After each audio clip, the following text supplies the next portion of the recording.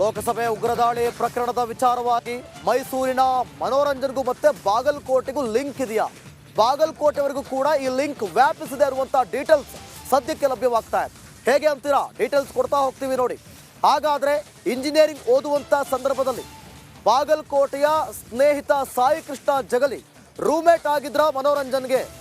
So ಈ ರೀತಿಯಾಗಿ ಸಂಪರ್ಕ ಸಾಧಿಸುವಂತ ಕೆಲಸ ಆಗಿದೆ ಅಲ್ಲಿ. ಈ ಬಗ್ಗೆ ಬಾಗಲಕೋಟೆ ಯುವಕರನ್ನ ದೆಹಲಿ ಪೊಲೀಸರು ವಶಕ್ಕೆ ಪಡೆದುಕೊಂಡಿದ್ದಾರೆ.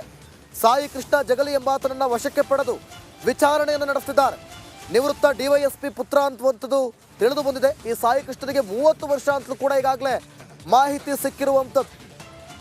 ರೂಮ್ಮೇಟ್ ಆಗಿದ್ದಂಥದ್ದು ಇಂಜಿನಿಯರಿಂಗ್ ಓದುವಂಥ ಸಂದರ್ಭದಲ್ಲಿ ಈ ಸಾಯಿ ಕೃಷ್ಣ ಈತನನ್ನ ಈಗ ದೆಹಲಿ ಪೊಲೀಸರು ಅರೆಸ್ಟ್ ಮಾಡಿ ವಿಚಾರಣೆಗೆ ಒಳಪಡಿಸಿದ್ದಾರೆ.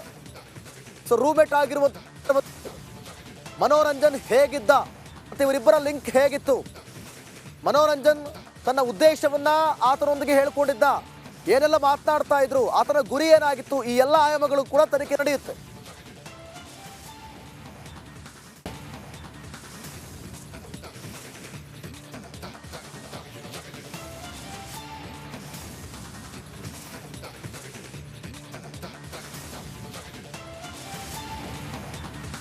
ಈ ಬಗ್ಗೆ ಮತ್ತಷ್ಟು ಮಾಹಿತಿಯನ್ನು ಕೊಡ್ತಾರೆ ನಮ್ಮ ಪ್ರತಿನಿಧಿ ಮಾದೇಶ್. ಲೈವ್ ನಲ್ಲಿ ಜಾಯ್ನ್ ಆಗ್ತಿದ್ದಾರೆ.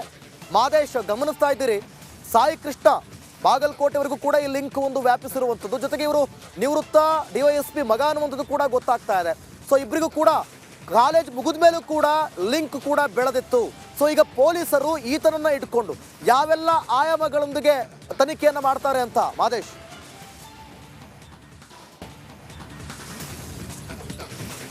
ದಿವಿತ್, ಖಂಡಿತವಾಗ್ಲೂ ಸಂಸತ್ ಮೇಲೆ ದಾಳಿ ಪ್ರಕರಣಕ್ಕೆ ಸಂಬಂಧಪಟ್ಟಂತೆ ಈಗಾಗಲೇ ದೆಹಲಿ ಪೊಲೀಸರು ಕೂಡ ತೀವ್ರ ತನಿಖೆಯನ್ನು ನಡೆಸುವಂತ ಕೆಲಸ ಮಾಡ್ತಿದ್ದಾರೆ. ಮನೋರಂಜನ್ಗೆ ಸಂಬಂಧಪಟ್ಟಂತ ಎಲ್ಲಾ ಡೀಟೇಲ್ಸ್ಗಳನ್ನು ಕೂಡ ಕಲೆ ಹಾಕುವಂತ ಕೆಲಸ ಮಾಡ್ತಿದ್ದಾರೆ. ಇದರ ಜೊತೆಗೆ ಯಾರೆಲ್ಲ ಕ್ಲೋಸ್ ಕಾಂಟ್ಯಾಕ್ಟ್ ಇದ್ದಾರೆ, ಜೊತೆಗೆ ಈತನ ಹಿನ್ನೆಲೆ ಏನು, ಎಲ್ಲೂ ಓದಿದ್ದು, ಈತನ ಬ್ಯಾಕ್ ಗ್ರೌಂಡ್ ಏನು, ಎಲ್ಲವನ್ನೂ ಕೂಡ ಪರಿಶೀಲನೆ ಮಾಡುವಂತ ಕೆಲಸ ಮಾಡ್ತಿದ್ದಾರೆ. ಪ್ರಮುಖವಾಗಿ ಈತನಿಗೆ ಸತತವಾಗಿ ಯಾರೆಲ್ಲ ಕಾಂಟ್ಯಾಕ್ಟ್ ಇದ್ದಾರೆ, ಡಿಜಿಟಲ್ ಆಗಿರ್ಬೋದು, ನೇರವಾಗಿ ಆಗಿರ್ಬೋದು, ಯಾರೆಲ್ಲ ಕಾಂಟ್ಯಾಕ್ಟ್ ಇದ್ದಾರೆ ಅವರಿಂದ ಒಂದಷ್ಟು ಮಾಹಿತಿಗಳನ್ನ ಕಲೆ ಹಾಕುವಂತ ಕೆಲಸವನ್ನ ದೆಹಲಿ ಪೊಲೀಸರು ಮಾಡ್ತಿದ್ದಾರೆ. ಒಂದಷ್ಟು ಡೀಟೇಲ್ಸ್ಗಳನ್ನ ಕಲೆ ಹಾಕಿದಂಥ ಸಂದರ್ಭದಲ್ಲಿ ಜೊತೆಗೆ ಈ ಮನೋರಂಜನ್ ಒಂದು ಡೈರಿಯನ್ನು ಕೂಡ ಮೇಂಟೈನ್ ಮಾಡ್ತಿದ್ದಾನೆ ಅಂತೇಳಿ ತನಿಖೆ ವೇಳೆ ಗೊತ್ತಾಗಿದೆ. ಆ ಒಂದು ಡೈರಿಯನ್ನ ಪರಿಶೀಲನೆ ಮಾಡಿದಂಥ ಸಂದರ್ಭದಲ್ಲಿ ಅದರಲ್ಲಿ ಒಂದು ಹೆಸರು ಕೂಡ ಮೆನ್ಷನ್ ಆಗಿರುತ್ತೆ, ಅದು ಸಾಯಿ ಕೃಷ್ಣ ಅಂತ. ಈತ ಬೇರೆ ಯಾರು ಇಲ್ಲ, ಓರ್ವ ನಿವೃತ್ತ ಡಿವೈಎಸ್ಪಿ ಅಧಿಕಾರಿಯ ಮಗನಾಗಿದ್ದು ಈತ ಬಾಗಲಕೋಟೆ ಜಿಲ್ಲೆಯತನಾಗಿರ್ತಾನೆ. ಈತನಿಗೂ ಮತ್ತು ಮನೋರಂಜನ್ಗೂ ಕೂಡ ನೇರವಾಗಿ ಕಾಂಟ್ಯಾಕ್ಟ್ ಇದೆ ಅನ್ನೋದು ತನಿಖೆ ವೇಳೆ ಈಗಾಗಲೇ ಗೊತ್ತಾಗಿದೆ.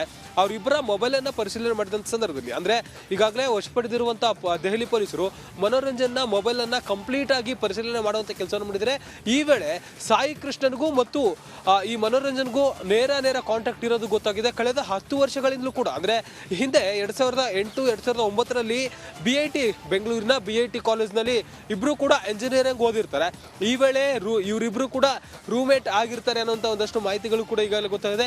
ಕಂಪ್ಯೂಟರ್ ಸೈನ್ಸ್ ಓದವಾಗಿಂದಲೂ ಕೂಡ ಇವರಿಬ್ರು ಕೂಡ ಸಾಕಷ್ಟು ಅನ್ಯೋನ್ಯವಾಗಿದ್ರು, ಜೊತೆಗೆ ಒಳ್ಳೆ ಫ್ರೆಂಡ್ಶಿಪ್ ಇತ್ತು ಇವರು ಮಧ್ಯೆ ಅಂತ ಹೇಳಿ ಗೊತ್ತಾಗಿದೆ.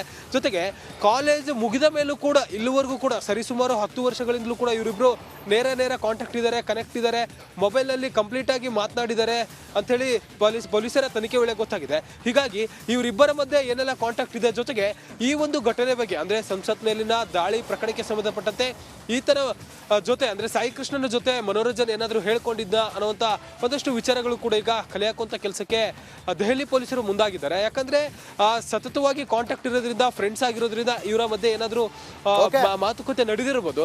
ಜೊತೆಗೆ ಈತನ ಜೊತೆಗೆ ಈತ ಯಾವ ಉದ್ದೇಶದಿಂದ ಈ ರೀತಿ ಮಾಡಿದ್ದಾರೆ ಅನ್ನೋದನ್ನ ಸದ್ಯಕ್ಕೆ ಕಲೆ ಹಾಕುವಂತ ಕೆಲಸನ ಮಾಡಬೇಕಾಗುತ್ತೆ. ಸದ್ಯಕ್ಕೆ ಡಿವೈಎಸ್ಪಿ ಮಗನನ್ನ ತೀವ್ರ ವಿಚಾರಣೆಯನ್ನು ನಡೆಸಲಾಗ್ತಿದೆ. ಮುಂದಿನ ಹಂತದಲ್ಲಿ ಏನೆಲ್ಲ ವಿಚಾರಗಳು ಹೊರಗಡೆ ಬರುತ್ತೆ ಅನ್ನೋದನ್ನ ಕಾದು ನೋಡಬೇಕಿದೆ. ದಿವಿತ್, ಥ್ಯಾಂಕ್ ಯು ಮಾದೇಶ್ ನಿಮ್ಮೆಲ್ಲ ಮಾಹಿತಿಗಾಗಿ.